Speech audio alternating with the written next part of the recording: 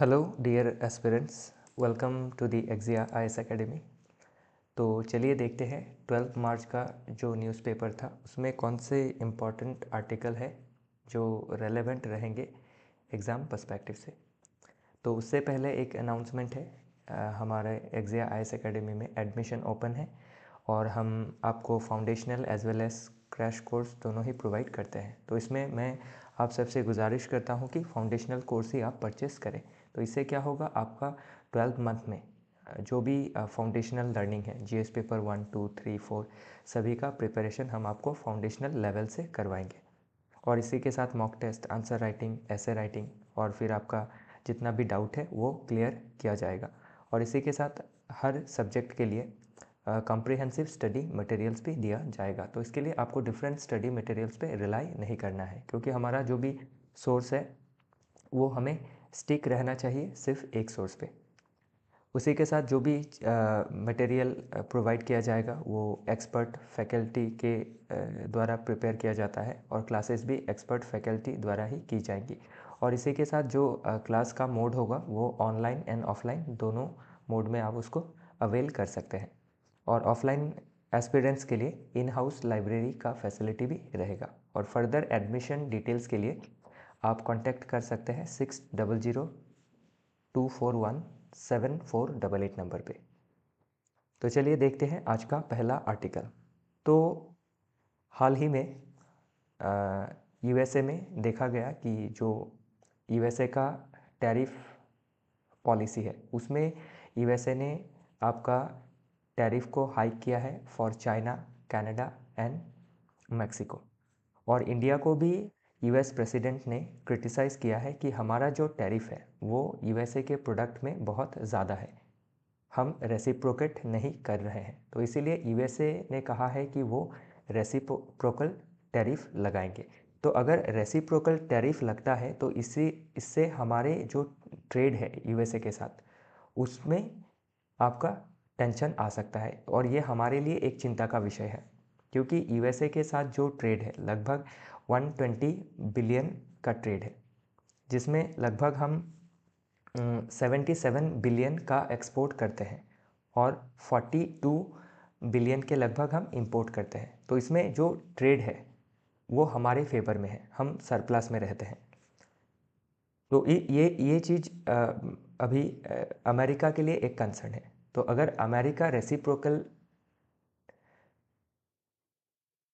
Tariff लगाता है तो इससे क्या होगा, हमारे एग्रीकल्चर में, हमारे आपके सर्विसेज सेक्टर में, फिर मैन्युफैक्चरिंग सेक्टर में दिक्कतें आ सकती हैं। तो इसके लिए हाल ही में हमारे जो कॉमर्स मिनिस्टर साहब हैं वो उन्होंने यूएसए को विज़िट किया था और शायद वो फिर से यूएसए विज़िट करेंगे।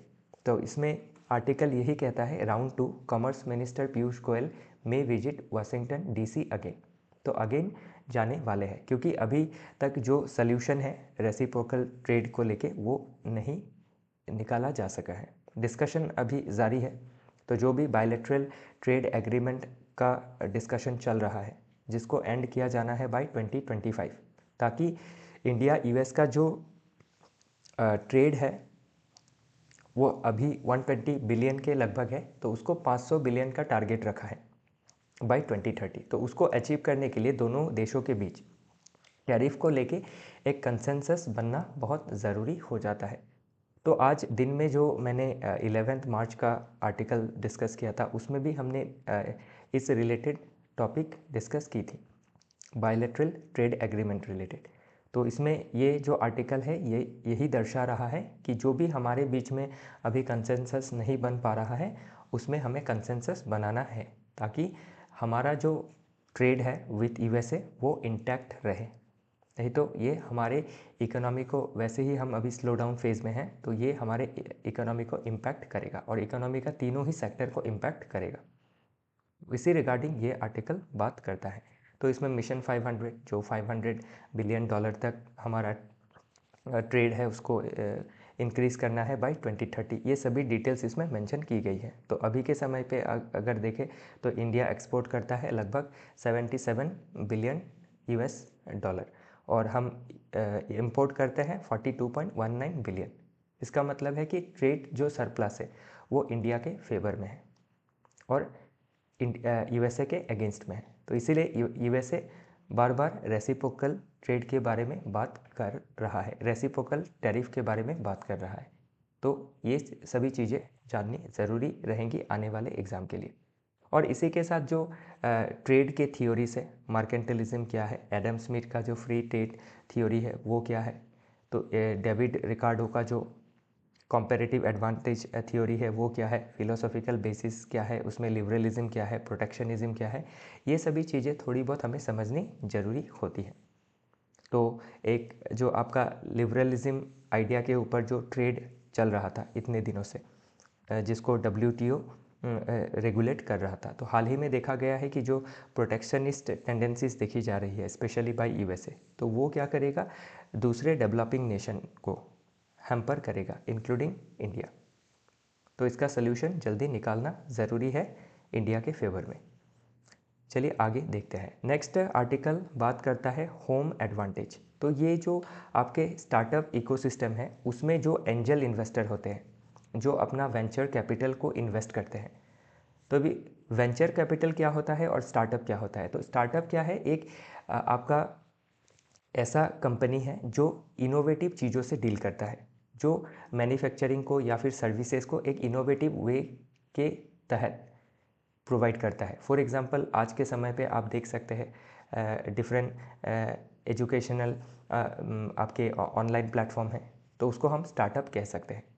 या फिर कोई रॉकेट कंपनी है तो वो एक स्टार्टअप कहलाया जाता है, जो नया है और नए चीज़ों को के ज़रिए इनोवेशन के ज़रिए नया आपका बिजनेस एक माहौल क्रिएट कर रहा है।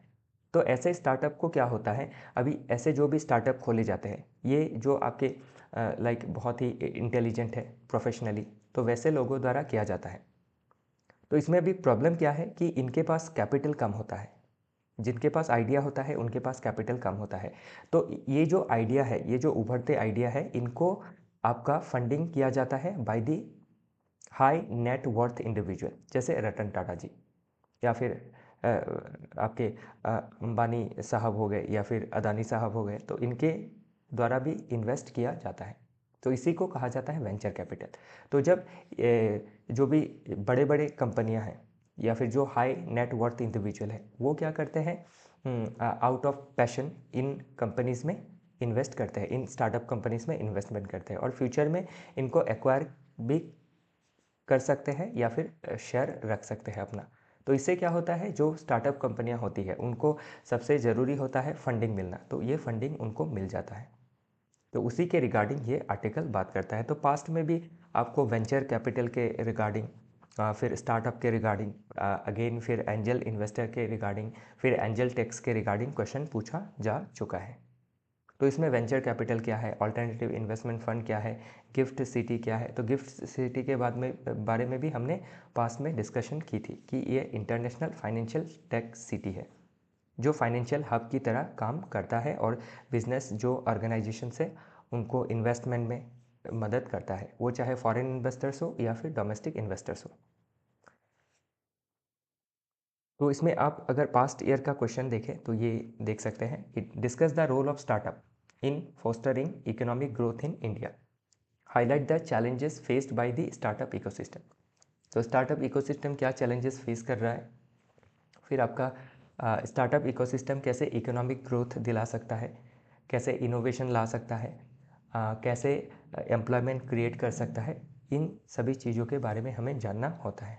और इसीलिए स्टार्टअप इकोसिस्टम देश में बनना बहुत ज़्यादा ज़रूरी है, क्योंकि ये न्यू एवेन्यूज़ देता है इकोनॉमिक ग्रोथ के लिए, एम्प्लॉयमेंट के लिए, टेक्नोलॉजी ड्रिवन ग्रोथ के लिए।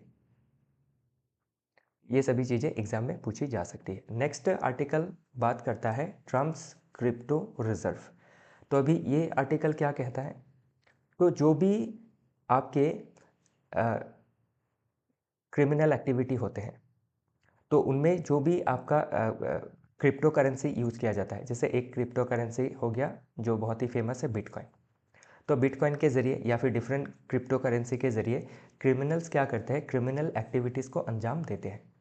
तो जब ये क्रिमिनल्स पकड़े जाते हैं, तो जैसे यूएसए का जो आपका एडमिनिस्ट्रेशन है, जो पुलिस है, जब ये जो भी क्रिमिनल है जो क्रिप्टो करेंसी का यूज़ करते हैं, तो इनको जब नैप किया जाता है तो इनके पास जो भी करेंसीज बरामद होती है, क्रिप्टो करेंसीज, उनको सीज़ कर लिया जाता है और सीज़ करने के बाद वो डिफरेंट डिपार्टमेंट क्या करती है, अपने पास रख देती है।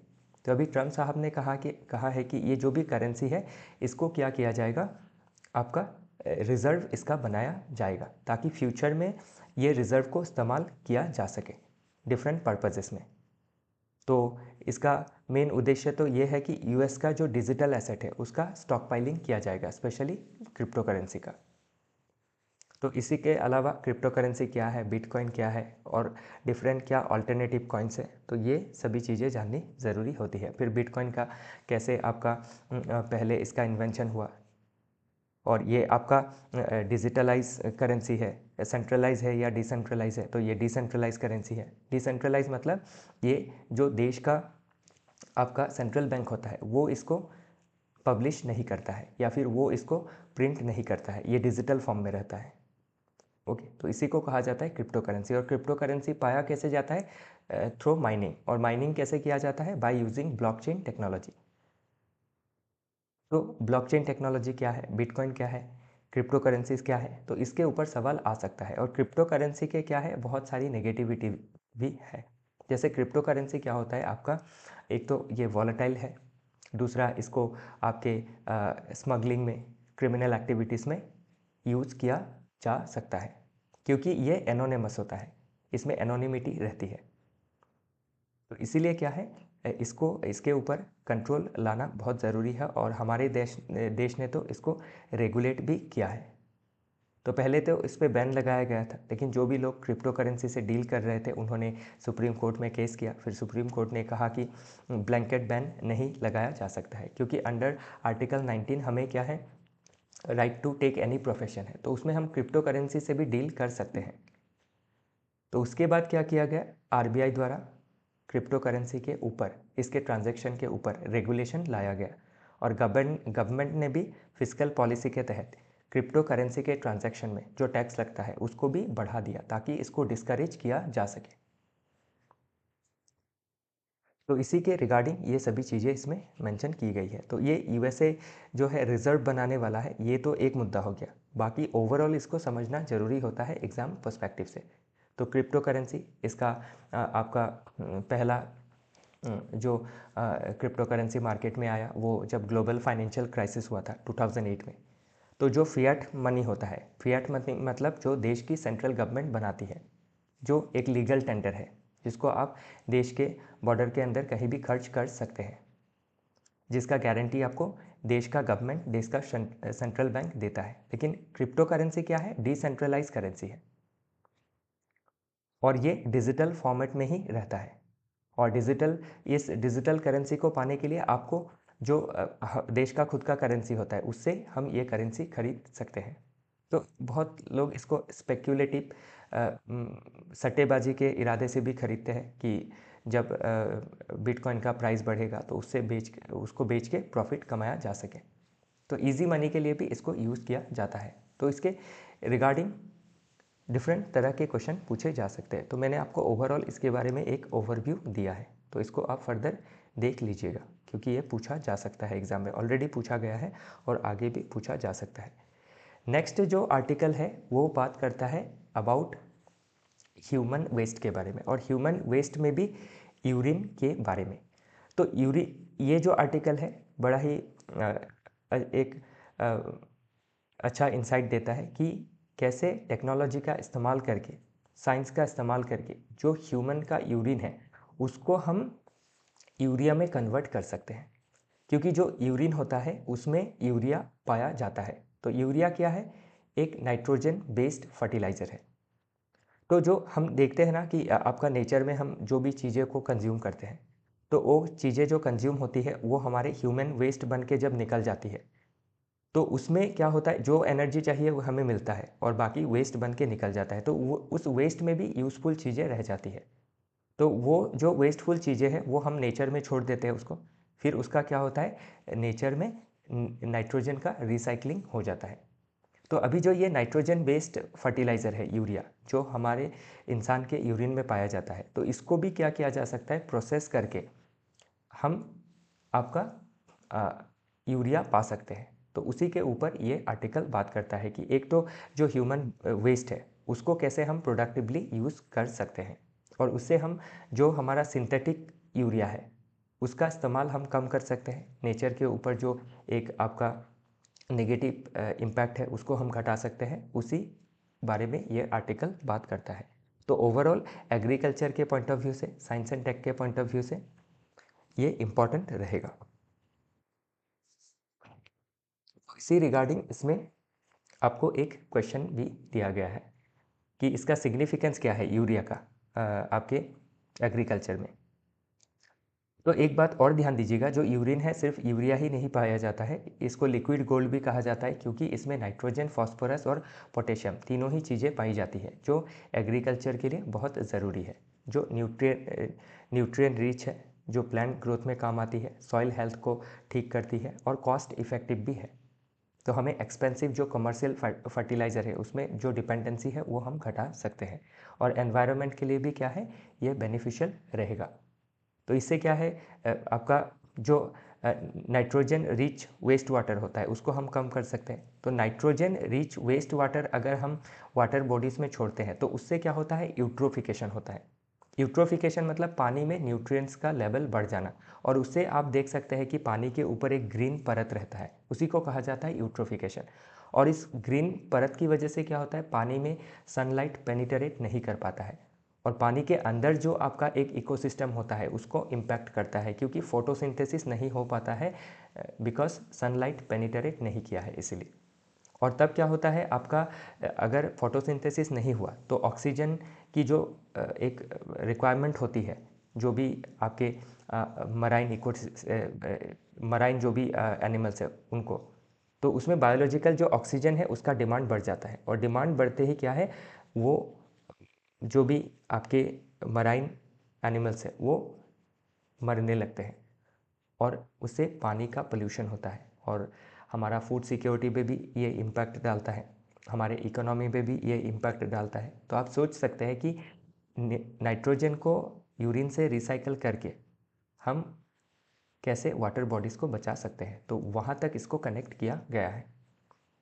और जो नाइट्रोजन साइकिल होता है, जो नेचर से जो नाइट्रोजन होता है वो कैसे आपका जो भी डिफरेंट सॉइल के बैक्टीरिया है, राइजोबियम है, ओके, एजेटोबैक्टर है, ये क्या करते हैं, आपके नाइट्रोजन फिक्सेशन करते हैं।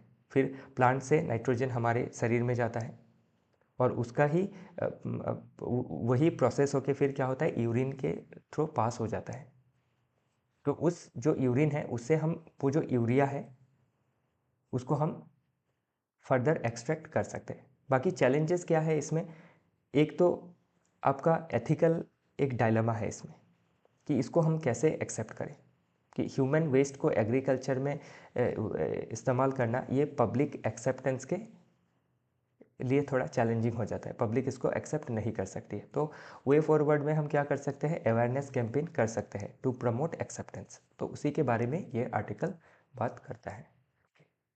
चलिए आगे देखते हैं। नेक्स्ट आर्टिकल बात करता है building compassion into the health care structure. तो कैसे हम कंपैशन बिल्ड कर सकते हैं। तो कंपैशन क्या है, एक जो हमारा सहानुभूति होता है या फिर दया का भाव होता है जीव के प्रति, उसी को कंपैशन कहा जाता है। तो इसमें हेल्थ केयर स्ट्रक्चर में कंपैशन कैसे, जो पेशेंट होता है वो चाहे फिजिकली इल पेशेंट हो या मेंटली इल पेशेंट हो, कंपैशन क्या कर सकता है, एक पेशेंट को मेडिसिन जितना जल्दी ठीक कर सकता है उससे भी कई जल्दी ठीक कर सकता है। मतलब मेडिसिन तो लगेगा ही, मेडिसिन के साथ हम अगर किसी से प्यार से डील करेंगे कोई भी पेशेंट से, तो वो पेशेंट क्या होगा, जल्दी रिकवर होगा। तो इसीलिए जो कंपैशन जो वैल्यू है वो हमें आपके जीएस पेपर 4 में पूछा जाता है, कंपैशन क्या है, और हमें हमारा जो सिविल सर्वेंट्स है उनके अंदर कंपैशन की कितनी ज़रूरत है, ताकि वो जो वल्नरेबल सेक्शन है उनके साथ क्या कर सके, एम्पथाइज कर सके। तो एम्पथाइज करने के लिए हमारे अंदर कंपैशन होना पड़ेगा, एक प्यार का भाव, एक केयर का भाव हमारे अंदर होना पड़ेगा। तो कंपैशनेट हेल्थ केयर क्या करेगा, आपका जो पेशेंट है उसको भी मदद करेगा, एज वेल एज जो प्रोफेशनल है, नर्स हो डॉक्टर हो, उनको भी मदद करेगा, क्योंकि उनको सर्विस तो देना ही है, वो प्यार से देंगे तो उसमें क्या होगा और आपका वैल्यू ऐड हो जाएगा। तो कंपैशन क्या है, एक वैल्यू है, ह्यूमन वैल्यू। तो इसमें अभी डिफरेंट रिलेटेड टर्म्स भी दिया है। सिंपेथी क्या होता है, एक पीटी फील करते हैं आप एक मोमेंट में, किसी का दुख आपने देखा तो आपको लगा वो कितना दुख में है, तो वो हो गया सिंपेथी। एम्पैथी क्या हुआ, जब आप दूसरे का दर्द को खुद महसूस कर पा रहे हैं। और कंपैशन क्या हुआ, उस आपने जो महसूस किया उसके बाद आप कोशिश कर रहे हैं कि आप कंपैशनेट होके उस जो दर्द है उसको मिटा सके। तो सिंपैथी, एम्पैथी और कंपैशन तीनों ही अच्छे वैल्यू है, लेकिन इसमें कंपैशन हायर वैल्यू है, उससे लोअर है एम्पैथी, उससे लोअर है सिंपैथी। तीनों ही अच्छे वैल्यू हैं, लेकिन सिंपैथी खाली पीटी फीलिंग ही है, आपने कुछ किया नहीं है किसी के लिए, बस आपको किसी के लिए मन में आपका पीटी फील आपको हुआ है किसी का दर्द देख के। एम्पैथी क्या है, आपने वो पूरा पेन ही खुद में फील कर लिया है, अगर मैं इसके जगह होता तो क्या होता।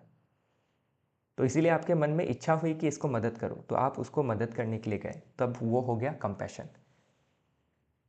तो आप जब एम्पैथी जब आएगा आपके मन में, जब आप एम्पैथाइज करेंगे और मदद करने की कोशिश करेंगे, तो वो हो जाएगा कंपैशन।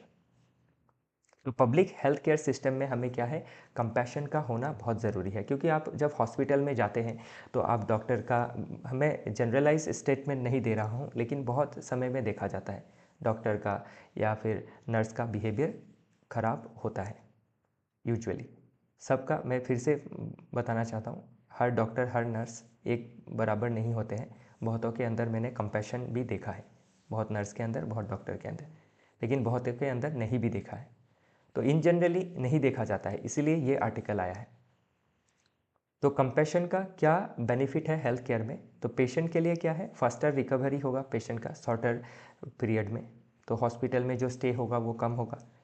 और एक क्या होता है, जब डॉक्टर और नर्स से भी हमें या फिर हेल्थ केयर प्रोफेशनल से हमें अगर कंपैशन नहीं मिलता है, तो उससे क्या होता है, हमारे मन में एंजाइटी आती है। तो जब कंपैशन होगा तो मन में जो एंजाइटी है वो दूर हो जाएगा, जो टेंशन है वो दूर हो जाएगा, और हमारा मेंटल वेलबींग इंश्योर होगा। अभी आप हॉस्पिटल में जाते हैं, बैड बिहेवियर से क्या होता है, आप ऐसे भी बीमार हैं और बीमार हो जाते हैं और टेंशन हो जाता है आपको। और जब कंपैशन होगा तो क्या है, जो पेशेंट और हेल्थ केयर प्रोफेशनल है उनके बीच एक जो ट्रस्ट है वो बढ़ेगा, कम्युनिकेशन अच्छा होगा। और जो हेल्थ केयर प्रोवाइडर्स है या फिर प्रोफेशनल्स है, जैसे डॉक्टर है, नर्स है, कोई वार्ड बॉय है, तो इनका भी क्या है, जो इनके मन में एक तो रिड्यूस जो स्ट्रेस रहता है वो रिड्यूस होगा, जो दिन भर के काम का जो एक बर्नआउट होता है वो भी कम हो जाएगा, क्योंकि आप किसी से प्यार से बात कर लेंगे, किसी को हंस देंगे, तो उसका मन का जब स्ट्रेस कम होगा, तो आपने क्या किया, एक मदद किया, एक दूसरे का आपने आपका हार्ट को दूसरे के हार्ट से कनेक्ट किया। तो इसलिए हमें क्या है, हार्टफुल होना है, हार्टलेस नहीं होना है। और इसमें मैं सिर्फ आप देख सकते हैं कि सिर्फ ये हेल्थ केयर के ऊपर आया है, लेकिन इन जनरली भी आप देख सकते हैं। कल आप अगर कोई आप आईएएस बन गए या फिर स्टेट पीसीएस पास करके आप एग्जीक्यूटिव ऑफिसर बन गए या फिर डीएसपी बन गए या फिर एएसपी बन गए, तो आपके अंदर कंपैशन होना बहुत ज़रूरी है। तो कंपैशन से क्या होगा, हम जो भी डाउन ट्रेडन सेक्शन है, जो भी आपके वल्नरेबल सेक्शन है, या फिर जो भी आपसे मदद मांगने के लिए आए हैं, वो बहुत आस लगाए आते हैं, तो उससे क्या होगा, आपने उनको मदद किया, उनके चेहरे पे आपने स्माइल लाया, तो उससे क्या है, आपको भी एक अंदर से एक खुशी प्राप्त होगी, और वो खुशी आपको क्या है, ट्रू हैप्पीनेस देगी। एक तो हम काम करते हैं प्लेजर के लिए, जो हमारे सेंस ऑर्गन है उनको सेटिस्फाई करने के लिए, आपने कुछ खाया, भूख लगा, तो आपका जो भूख था वो मिट गया, तो आपको थोड़ी देर के लिए खुशी मिली। लेकिन वही खाना आप अगर एक भूखे के साथ बांट के खाएंगे ना, तो उससे आपको क्या है, प्लेजर के ऊपर एक चीज़ मिलेगी, वो है हैप्पीनेस। तो हैप्पीनेस क्या है, सेक्रीफाइस करने में है, और प्लेजर क्या है, सीख करने में है। कोई चीज़ आपने सीख किया जिसमें आपने अपना बेनिफिट देखा, तो वो हो गया प्लेजर। कि 10 पेशेंट आए हैं, उनसे हम आपने पैसे लिए, उनको चेकअप करके भेज दिया, तो वो हो गया प्लेजर। लेकिन आपने पैसे तो लिए, साथ ही क्या किया, आपने कंपैशन भी दिखाया, कि उनको बैठाया, अच्छे से उनका नाम लिया, उनका प्रॉब्लम पूछा, अच्छे से उनको सुना, तो क्या है, आपका मन का एक सेटिस्फेक्शन आ जाता है। आप दिन भर जो थकान महसूस करते हैं वो at the end of the day आपको नहीं होता है, थकान नहीं होती है, आपके जॉब में सेटिस्फेक्शन आपको रहता है, पेशेंट के साथ आपका रिलेशन स्ट्रांग होता है, आपका गुडविल बढ़ता है। तो ये चाहे डॉक्टर हो या फिर कोई सिविल सर्वेंट हो, सभी के लिए ये चीज़ें अप्लाई होती है। नेक्स्ट है आपका for the health care system. तो कंपैशन रहने से क्या है, क्वालिटी ऑफ केयर अच्छा होता है, फिर ग्रेट पेशेंट सेटिस्फेक्शन होता है, ट्रस्ट बढ़ता है, ये तो ऑलरेडी डिस्कस किया है। और एक मोर equitable and people centric health care system हमें देखने को मिलता है कि अभी ऐसा होता है, मोर इक्विटेबल मतलब अभी कोई एक आप पकड़ लीजिए, कोई अमीर आदमी आया तो ऑब्वियसली उनके साथ क्या है, बिहेवियर ऑलमोस्ट अच्छा ही होता है। लेकिन कोई मिडिल क्लास आया, लोअर मिडिल क्लास आया, पोर आया, तो उसके साथ बिहेवियर उतना ठीक नहीं होता है। मतलब तो अगर सेम ट्रीटमेंट मिला, एक इक्विटेबल ट्रीटमेंट मिला, तो उससे क्या होता है, लोगों के अंदर एक सेटिस्फेक्शन का भाव आता है, ट्रस्ट बिल्ड होता है, और जो आदमी उनसे डील कर रहा है उसका भी गुडविल बढ़ता है। जैसे डॉक्टर का गुडविल बढ़ता है या एक ऑफिसर का गुडविल बढ़ता है, लोग पसंद करते हैं उनको, तो उससे ज़्यादा और आपको क्या चाहिए। तो उसी के बारे में ये आर्टिकल बात करता है। तो इसमें और एक टर्म यूज़ किया है, कंपैशन फटीग भी यूज़ किया है, या फिर एम्पैथी फटीग। तो अभी क्या होता है, आप हॉस्पिटल में देखते हैं कि डॉक्टर जो है या फिर नर्स है, वो दिन भर पेशेंट से डील करते हैं, बहुत लोग रोते हैं, दर्द में चिल्लाते हैं, या फिर बहुत लोगों का डेथ होता है, तो ये डॉक्टर नर्स के लिए डेली का काम हो जाता है।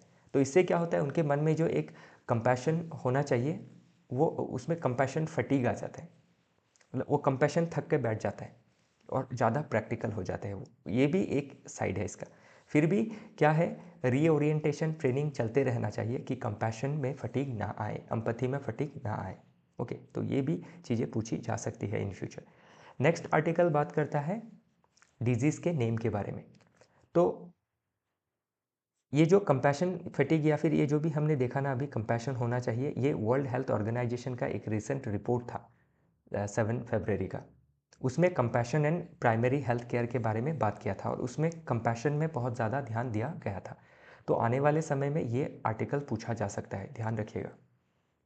और ये आर्टिकल लिखा गया है कैलाश सत्यार्थी जी द्वारा, जिनको नोबेल पीस प्राइज़ मिल चुका है, और जो चाइल्ड लेबर के अगेंस्ट काम करते आ रहे हैं बहुत दिनों से। तो इनके बारे में जानना भी आपके लिए ज़रूरी हो जाता है, और इनका नाम जो है हम एथिक्स में इस्तेमाल कर सकते हैं। बहुत ही ग्रेट पर्सनालिटी है, देश का नाम बहुत ऊंचा किया है इन्होंने। और जो भी बच्चे, जो भी चाइल्ड लेबर में जो भी बच्चे हैं, उनका मेंटल हेल्थ बहुत बिगड़ जाता है। उससे क्या होता है, उनको कंपैशन के ज़रिए कैसे डील करती है जो सत्यार्थी जी का जो फाउंडेशन है, उसको भी इसमें रेफरेंस, उसका भी रेफरेंस इसमें जिक्र किया गया है। काफ़ी इंसाइटफुल आर्टिकल है एथिक्स में, या फिर जीएस पेपर 1, 2, आप डिफरेंट पेपर में जब भी ऐसा क्वेश्चन पूछा जाएगा तो आप मेंशन कर सकते हैं। तो नेक्स्ट आर्टिकल भी बात करता है डिजीज़ के रिगार्डिंग ही, मतलब हेल्थ के रिगार्डिंग ही आर्टिकल है। तो अभी डिजीज़ में आप देख सकते हैं कि डिजीज़ को जगह के नाम से, जैसे स्पेनिश फ्लू स्पेन के नाम से, फिर डेली बॉयल जो एक स्किन डिजीज़ है, फिर आपका वेस्ट नाइल वायरस जो युगांडा के एक रीजन वेस्ट नाइल के ऊपर दिया गया है, फिर आपका मदुरा फूट जो मदुराई रीजन में जो डिजीज़ है, उसके फूड का डिजीज़ है, उसके जगह के नाम से नाम दे दिया गया है, या फिर पर्सन के नाम से, या फिर एनिमल के नाम से, जैसे मंकी पॉक्स। तो इससे क्या होता है, आपका रीज़न यह है जो, या फिर जो जानवर है या फिर जो इंसान है जिसके भी नाम से रखा गया है, उसका उसके अगेंस्ट एक स्टिग्मा क्रिएट हो जाता है, एक प्रिजुडाइज आ जाता है, एक मिस इन्फॉर्मेशन फैल जाता है। तो इसीलिए वर्ल्ड हेल्थ ऑर्गेनाइजेशन ने ये सुझाव दिया है, ये गाइडलाइन दी है कि जो नाम है डिफरेंट बीमारी के या फिर डिफरेंट वायरस की वजह से होते हैं, तो उसको साइंटिफिक नेमिंग करना ज़रूरी है, ताकि एक जगह का नाम, एक रिवर का नाम, या फिर एक कम्युनिटी का नाम, या फिर एक इंसान का नाम, या फिर जानवर का नाम को स्टिग्मेटाइज ना किया जाए। उसी रिगार्डिंग ये आर्टिकल बात करता है। और आपको लग सकता है कि क्या नाम के रिगार्डिंग भी क्वेश्चन पूछा जाएगा, तो पास्ट में पूछा जा चुका है। जो साइक्लोन होती है डिफरेंट, जैसे साइक्लोन आम्फान, तो नाम रख दिया गया आम्फान। तो साइक्लोन का नेमिंग कैसे होता है उसके रिगार्डिंग एक क्वेश्चन पास्ट में पूछा जा चुका है। तो इसको अंडर एस्टिमेट मत कीजिएगा कि नाम के ऊपर क्या क्वेश्चन आ सकता है। क्वेश्चन बन सकता है इससे भी, ओके। क्योंकि इससे क्या है, बायस फैलता है एक रीज़न को लेके, एक जानवर को लेके। लोग उसको मिस ट्रीट कर सकते हैं, उस रीज़न को। एक मिस इन्फॉर्मेशन फैल सकता है, और सही इन्फॉर्मेशन है तो भी क्यों किसी के नाम से रखना है, उसका कोई साइंटिफिक नाम तो होगा। तो साइंटिफिक नाम को रखने का सुझाव इसमें दिया गया है।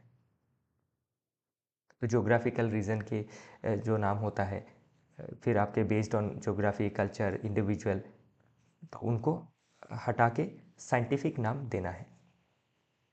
उसी के रिगार्डिंग ये आर्टिकल बात करता है। नेक्स्ट आर्टिकल बात करता है जो आपके ग्रेट निकोबार आइलैंड में जो डेवलपमेंट प्रोजेक्ट्स चल रहा है, और जिसका टारगेट है कि नेक्स्ट 30 ईयर्स में ग्रेट निकोबार रीजन में आपका शिपमेंट पोर्ट बनाया जाएगा, एयरपोर्ट बनाया जाएगा, अदर इंफ्रास्ट्रक्चर जैसे रोड है, इनको डेवलप किया जाएगा।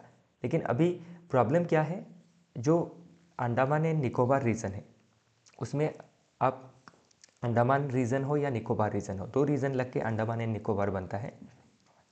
तो ये अंडमान एंड निकोबार रीजन में जो ग्रेट निकोबार रीजन है उसमें जो भी डेवलपमेंट प्रोजेक्ट चल रहा है, उससे क्या होगा, ग्रेट निकोबार के जो आपके फ्लोरा फोना है, उसका जो एनवायरनमेंट है, उसका जो बायोडाइवर्सिटी है, उसके ऊपर आपका नेगेटिव इम्पैक्ट पड़ेगा। तो उसी के रिगार्डिंग ये आर्टिकल बात करता है। तो पास्ट में हमने देखा था कि जो वहाँ पे डिफरेंट इंडिजीनियस ट्राइब रहती है, उनके ऊपर क्या इम्पैक्ट पड़ेगा, जैसे सॉम्पेन ट्राइब के बारे में हमने पढ़ा था। तो उसके रिगार्डिंग ये आर्टिकल आया है। तो पास्ट के आर्टिकल में हमने इंडिजीनियस पॉपुलेशन डिस्प्लेस हो जाएंगी, उनका जो कल्चर है वो आपका एक्सटिंक्ट हो जाएगा या फिर डाइल्यूट हो जाएगा, उनका आइडेंटिटी डाइल्यूट हो जाएगा, उसके रिगार्डिंग हमने चर्चा किया था। तो इस बार ये आर्टिकल स्पेशली, पास्ट में भी हमने बायोडाइवर्सिटी के रिगार्डिंग बात किया था, लेकिन इसमें स्पेशली अभी बायोडाइवर्सिटी रिगार्डिंग बात की गई है, और प्लस कैसे इन्वायरमेंट इम्पैक्ट असेसमेंट करके सही तरीके से प्रोजेक्ट लेना है, ताकि जो डैमेज है उसको एकदम कम से कम किया जा सके। जो वाइल्ड फ्लोरा है, फोना है, एयर है, वाटर है, उनको कम से कम पल्यूट किया जाए, क्योंकि थोड़ा बहुत तो पोल्यूशन होगा ही, उसको एकदम मिनिमाइज़ नहीं किया जा सकता है। जितना हो सके उसको मिनिमाइज़ करना होगा, और इसका एनवायरमेंटल कॉस्ट हमें देखना होगा कि हम बहुत ज़्यादा एनवायरनमेंट के कॉस्ट में डेवलपमेंट को एंश्योर नहीं कर सकते हैं, वरना वो डेवलपमेंट मीनिंगलेस रहेगा। उसी के रिगार्डिंग ये आर्टिकल बात करता है। तो यही था आज के डिस्कशन का लास्ट आर्टिकल। तो ये 12 मार्च का जो डिस्कशन रह गया था वो डिस्कशन हमने किया। तो अभी आपको और दो एनालिसिस रह गई है, एक 13 एक 14 मार्च का, और कल मैं इसको करने वाला हूँ। तो कल 15 मार्च होगा, मतलब 3 पेंडिंग आपका एनालिसिस रह जाएगा। तो ध्यान रखिएगा कि मैं आपको ये जो भी चीज़ें हैं बारीकी से एक एक लाइन में नहीं समझा रहा हूँ, लेकिन इसके अंदर जो भी मूल आइडिया है, इसका जो मेन आइडिया है वो मैं आपको समझाने की कोशिश कर रहा हूँ, क्योंकि उसी एंगल से क्वेश्चन पूछा जाएगा। और बाकी ये चीज़ें तो आप समझ ही सकते हैं पढ़ेंगे तो। कौन से की इंस्टीट्यूशन इन्वॉल्व है, wild life institute of India, geological survey of India, okay, Andaman and Nicobar का जो फॉरेस्ट डिपार्टमेंट है, ऑब्वियसली ये इन्वॉल्व रहेंगे ही। तो ये समझने वाली बात है। तो इसमें मैं आपको स्पून फीड नहीं करूँगा, ये आपको खुद से करना होगा, क्योंकि आप बहुत बड़े ऑफिसर बनने वाले हैं, आप वो पोटेंशियलिटी रखते हैं कि इन चीज़ों को आप, ये छोटी चीज़ों को जब पढ़ेंगे समझ पाएंगे। बाकी एक हमारा अप्रोच होता है कि इसको कैसा अप्रोच लेके पढ़ना है, किस एंगल से हमें इसको देखना है, ताकि हम एग्ज़ाम में क्वेश्चन मिस ना करें। तो वो एंगल मैंने आपको बताया है। बाकी आप ये आर्टिकल पढ़ेंगे तो डिफरेंट आपके बे के बारे में जानने को मिलेगा आपको, फिर डिफरेंट ट्राइब के बारे में जानने मिलेगा आपको। तो ये ट्राइब के बारे में आप ये और बाकी जो भी इंफॉर्मेटिव चीज़ें हैं उनको थोड़ा ध्यान रखिएगा, क्योंकि प्रीलिम्स में पूछा जा सकता है। ओके, तो इसी के साथ आज का जो डिस्कशन है वो समाप्त होता है। कल फिर मिलेंगे पेंडिंग जो भी आर्टिकल है उनके साथ, और कल इसको कंप्लीट करने की कोशिश करेंगे। आप अपना पढ़ाई जारी रखिएगा। कोई भी आपको टेंशन होता है तो आप ये जो नंबर है 6002417488, इसमें कांटेक्ट कर सकते हैं। सिर्फ एडमिशन के लिए नहीं, अदर कोई डाउट भी अगर है आपका वो भी आप पूछ सकते हैं। तो ये तो हमारे एडमिशन डेस्क का नंबर है, लेकिन हमारे टीचर्स का नंबर भी दे दिया जाएगा, तो इसमें मेंशन नहीं किया है। आप एडमिशन डेस्क में कॉल कीजिए और आपको जो भी डाउट है आपको आप बताइए कि हमें टीचर से सीधा बात करना है, तो आपको टीचर से भी डायरेक्ट कांटेक्ट करवा दिया जाएगा, ताकि आपका कोई भी डाउट हो वो सॉल्व किया जा सके, चाहे आप हमारे इधर एनरोल हो या ना हो। तो आप बेझिझक हमें कॉल कीजिएगा, ज़रूरी नहीं है आपको एनरोलमेंट करना ही है। बाकी हम तो डिटेल्स आपको बताएंगे ही, वो तो कमर्शियल इंटरेस्ट सब चीज़ों में रहता है। ओके, तो हम वो भी बताएंगे और जो डाउट है वो भी बताएंगे। ओके, और डाउट सॉल्व सोल्यूशन के लिए हम आपको कोई चार्ज नहीं करेंगे, फ्री ऑफ कॉस्ट है। आपको जो एडवाइस चाहिए, कोई काउंसलिंग चाहिए, वो भी आपको मिल जाएगा। बाकी आप एडमिशन करना चाहते हैं तो ठीक है, और आपको लगता है कि ऐसे भी हो जाएगा, आप हमारे पीडीएफ से भी कर लेंगे, तो वैसे भी ठीक है, तो जैसे आपको अच्छा लगता है। ओके, तो जुड़ेंगे तो साल भर के लिए हम आपको सारे फाउंडेशंस के जो भी नॉलेज है वो प्रोवाइड करेंगे। ओके, और जो हमारा कोर्स फ़ी है वो भी बहुत ही अफोर्डेबल है, जिसको आप इंस्टॉलमेंट में भी पे कर सकते हैं। तो इसी के साथ अलविदा लेता हूँ आज के लिए, सभी को गुड नाइट, कल फिर मिलेंगे, तब तक के लिए अलविदा।